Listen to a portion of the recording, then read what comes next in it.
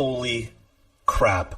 Tuesday night was amazing. What a huge win. Beard, you got to get us started with the special election in New York's 19th district. Tell us everything. Yeah, so New York 19 had a special election after Representative Antonio Delgado was appointed to the lieutenant governorship. And so it was expected to be a race that Republicans would likely win, even though Biden carried the district narrowly, because as we've talked about over and over again this year, it looked like it was going to be a good year for Republicans. And so in this district that Biden won very narrowly, Republicans should be able to pick it up, but that is not what happened. Democrat Pat Ryan, who's an Army veteran and Ulster County executive, narrowly defeated Republican Mark Molinaro, who is the county executive of nearby Dutchess County, by a 51-49 margin. This is in the Hudson Valley area. It was really expected that Molinaro was going to win right up until polls closed and the results came in. The polling, which was sparse, but it all shown Molinaro ahead.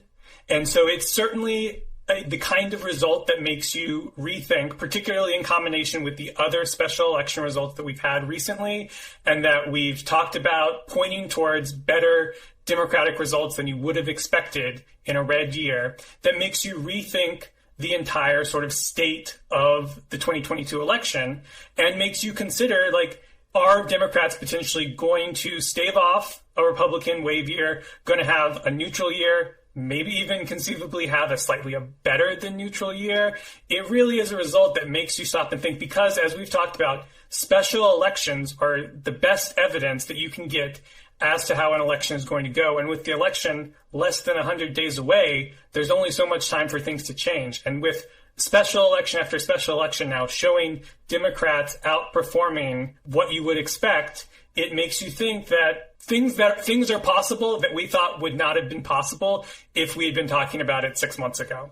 Yeah, we can't emphasize that enough, because the thing with special elections is you never want to read too much into just one race. But now we have multiple races. We had the special election in Nebraska's 1st district, which came about right after the Supreme Court overturned Roe versus Wade, and Democrats vastly outperformed the presidential margins in that district.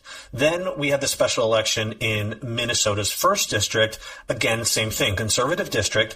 Democrats lost, but they performed much better than the presidential results in that district. Okay, that's 2 races. Except now on Tuesday night, we had another 2 races, because not only did Democrats win in New York's 19th district, but they also outperformed the presidential margins in another special election in the much more conservative 23rd district as well. And on top of that, you, of course, have the constitutional amendment in Kansas that went down in absolute flames. So I think at this point, we have enough data to say that the outlook really has changed.